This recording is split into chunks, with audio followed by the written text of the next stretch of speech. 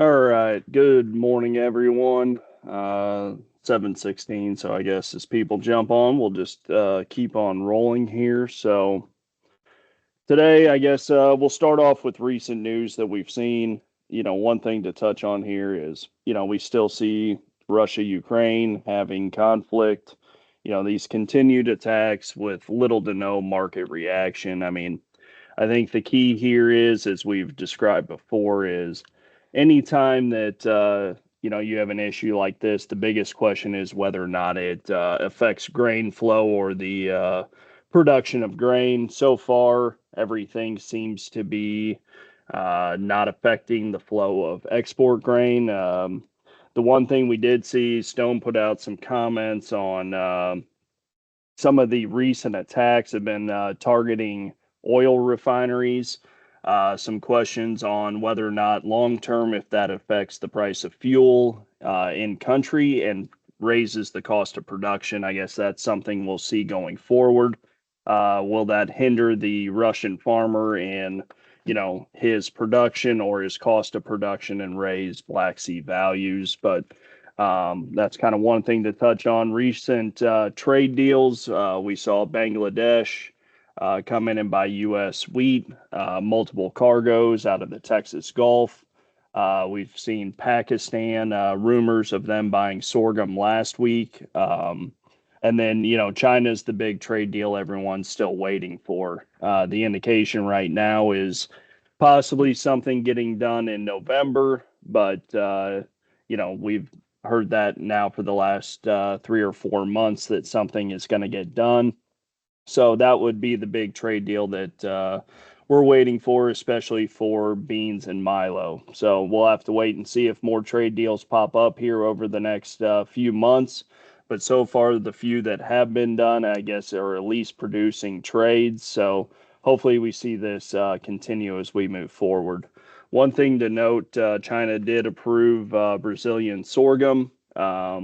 So that gives them another origin for Milo besides the US. I don't know how much of an impact that'll have, especially if they have a full program of soybeans out of South America, but it does give them the ability to buy from another origin besides the US here.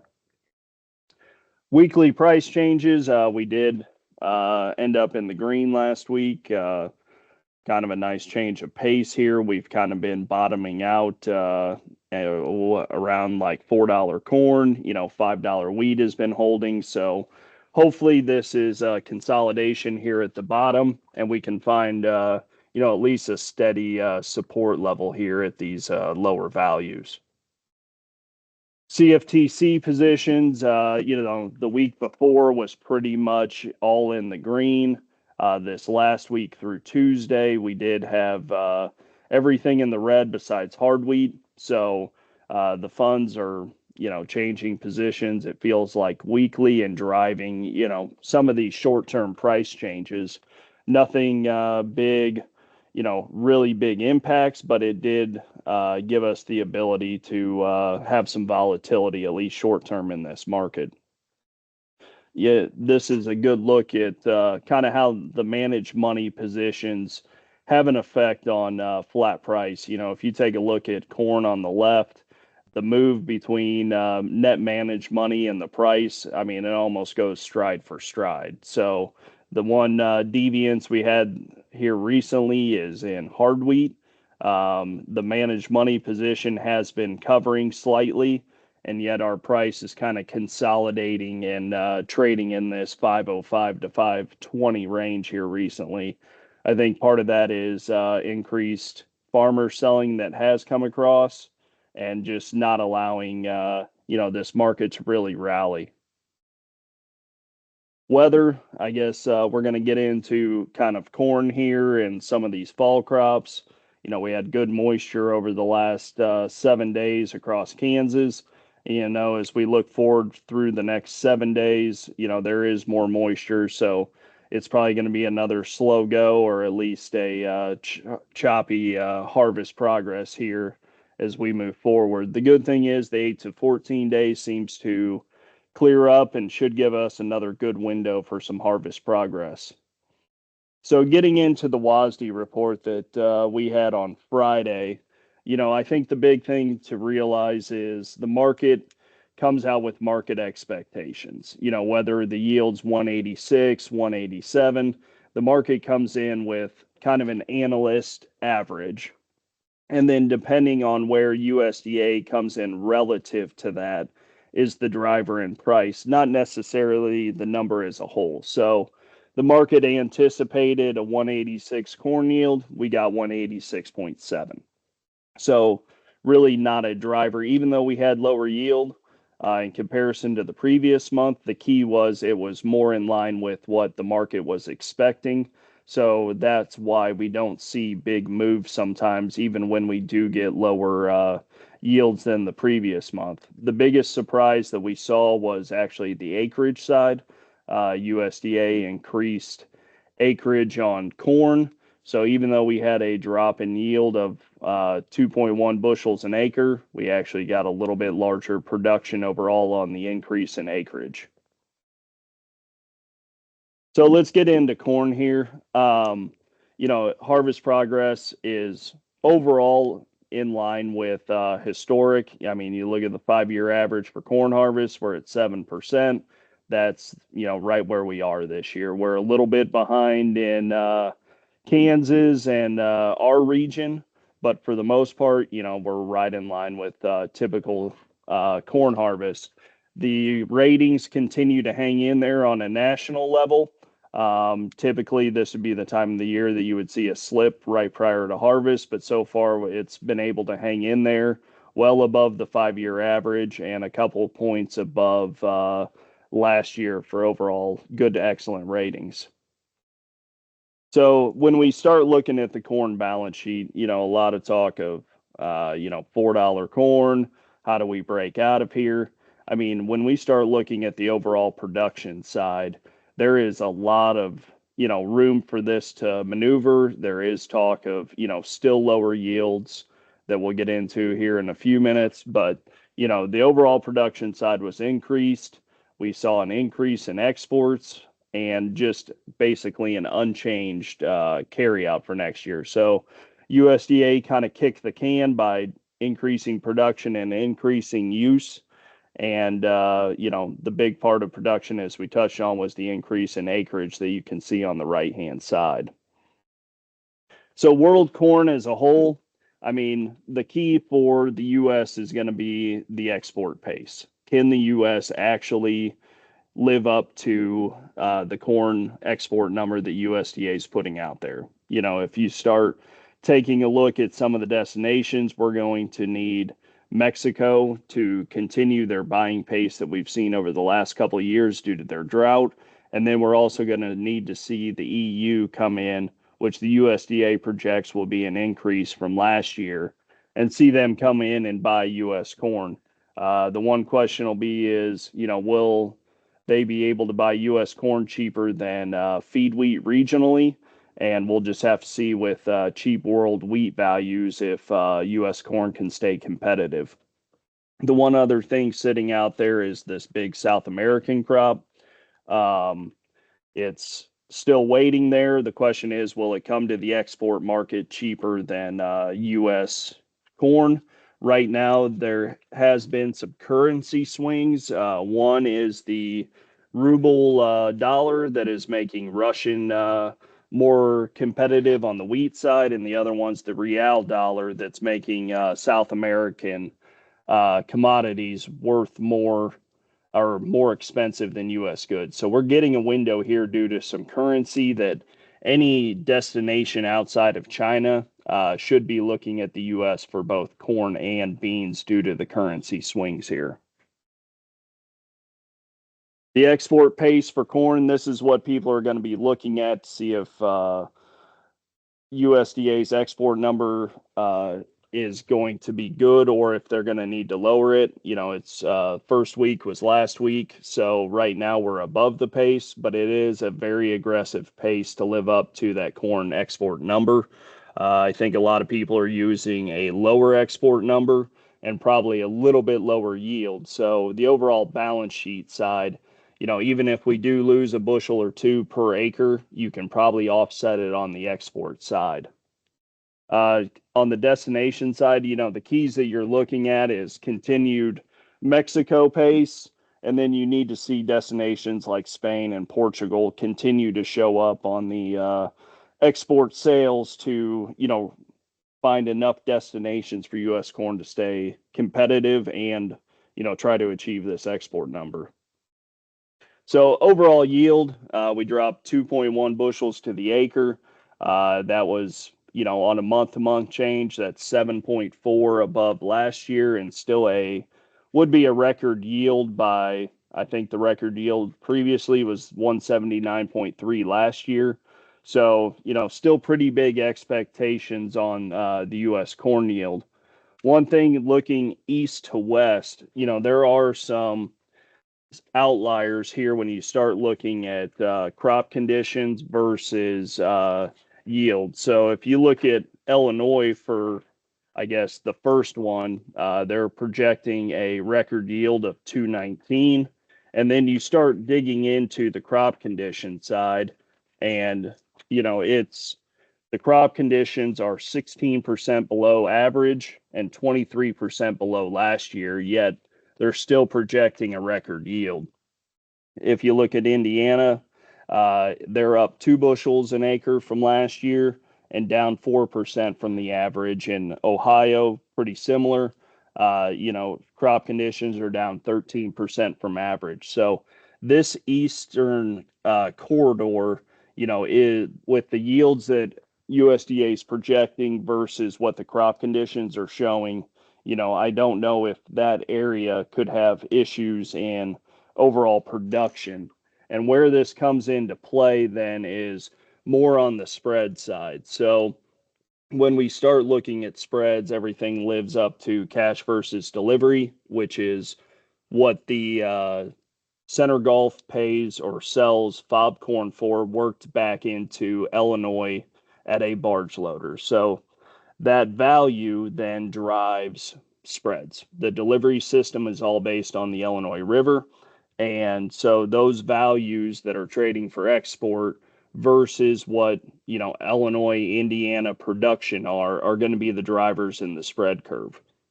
So when we're looking at spreads right now, we're sitting there, these spreads are trading about as wide as they have over the last 3 years.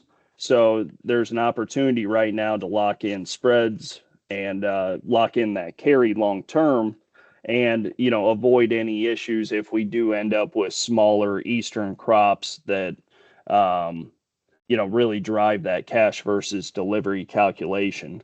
The Illinois farmer and the Indiana farmer, if they don't want to sell, I mean, it's not a flat price driver. It's a basis driver. And will the commercials have to pay up for Illinois grain? And most of the time that is going to be done on the basis side. And that's going to drive this spread curve firmer. We saw something similar last year where the commercials couldn't buy grain. We had a lot of demand, and then we got a change in the balance sheet, and we saw the spread curve firm up considerably. So kind of seasonally that happens here after harvest, but we'll have to watch it and see the pace of farmer selling as we move forward. So regional production, talking the east to west side, the west production, I mean, we have plenty of feed grains. I mean, you start looking at Kansas, Oklahoma, Texas, and Colorado corn production. It's up 185 million bushels from last year. You add in Milo at 72 million bushels more, and that doesn't even include the Nebraska increase in production of nearly 162 million bushels. So east to west, we have plenty of grain in the west. Should keep basis under pressure here in the west, and you're going to need to carry most of these fall crops forward with basically only feed demand and no real big export demand for Milo at this point. So the carries are locking in carries, or if you're a farmer and you're not planning on selling here on the front end, you need to take a look at how you can either sell deferred grain and lock in that carry on your side, or, look for opportunities to sell farther out in the curve. So corn price outlook, I think the big thing here technically that we've been trying to do is fill this gap that was opened up in July. It's sitting between 430 and kind of 433. The market tried to trade up there Friday and fill it. We traded up to the bottom end of that range, but we did not fill that gap. And then today, we have a little bit of a rally here. We're sitting at 427 right now. So if the market can find a way to fill that gap, I think it's a good selling opportunity, somewhere here between 425 and 440. Looking at the overall balance sheet, there is plenty of corn in the world. There's plenty of corn in the U.S. So unless we see some major changes to production and maintain that export pace, it's going to be tough to break out much above that 440 range. Even last year, when we cut to 1.6 million bushels in carry out, we were able to trade up to that 480 type number. And then I think we traded up to $5 for a short term amount of time. So, I think the key here is for any farmers looking to sell, a rally is to have orders in place. Make sure you're talking to your RMAs, Mike Hellman's group, and make sure that they have orders in for both 25 marketing year and look at some of the opportunities out there for 26.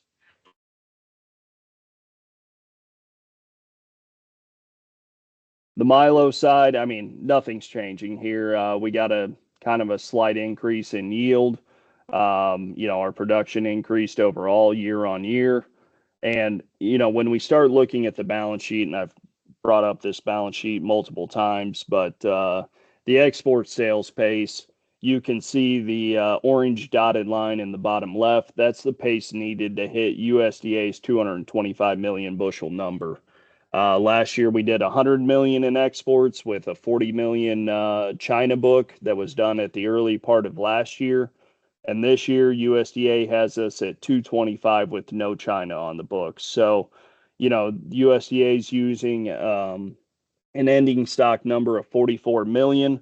If you go over to my balance sheet in the green, I have a carry out of 129 million, which is, 100 million in exports and an increase in feed as well from what USDA is using. So, I mean, I anticipate we're going to have to move more sorghum into the local feed channels.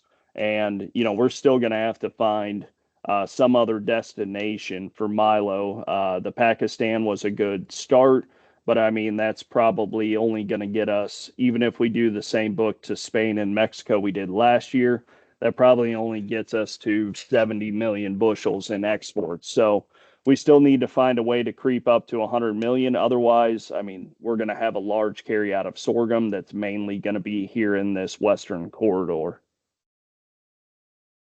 Rolling over to beans, I mean, no big changes on the bean balance sheet. We got an increase in acreage, a slight drop in yield, but overall the balance sheet, relatively stayed unchanged. I think as we go forward here, the bean balance sheet probably has some of the biggest question marks to it.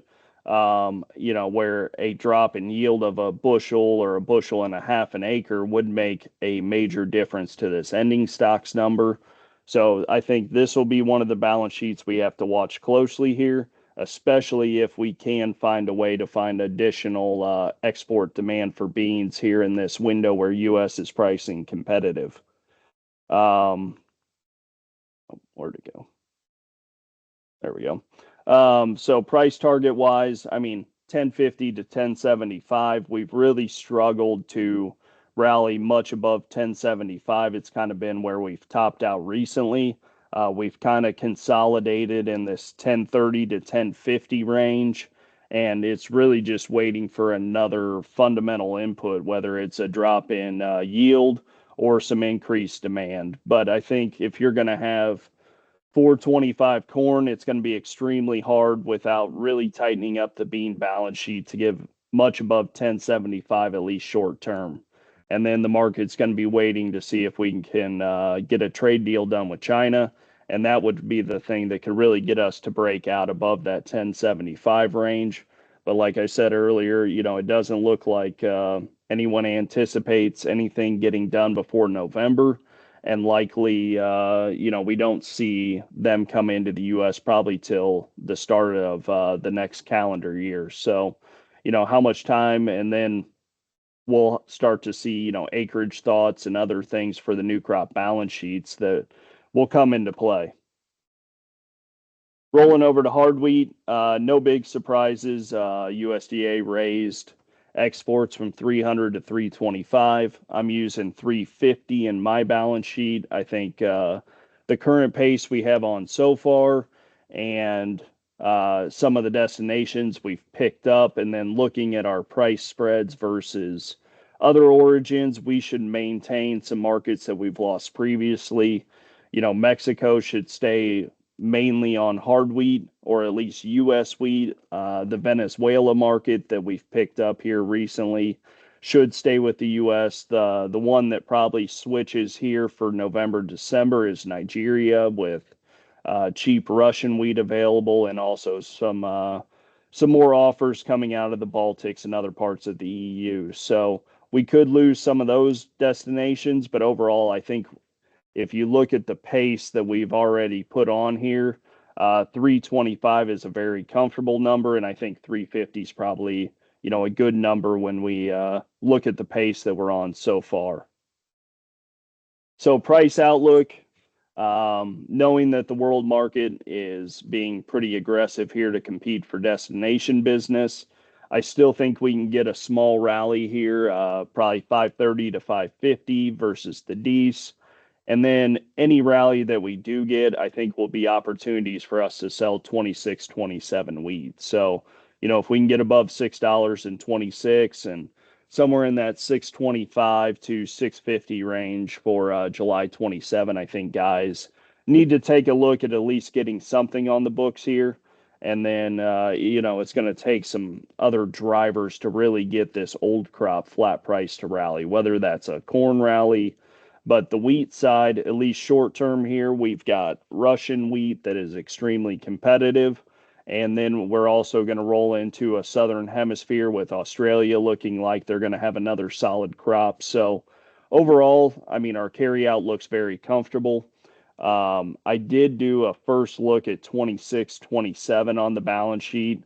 Was pretty conservative on production and, conservative on the export side, but looking at it, a 330 to 340 carryout for 26, 27 isn't overly bullish flat price. It might, affect the spread curve some, but we really have to get below 300 before, anyone has any concern. And, it took us getting sub 225 to really drive flat price in 22, 23. And, that kind of carried into 23, 24. So either we're going to have small production or stay extremely competitive for us to really dent that 26, 27 balance sheet. So overall, it's take advantage of rallies and then, take advantage of those. And then we'll have to see as we get into the spring how many acres got planted and what the rest of the world looks like.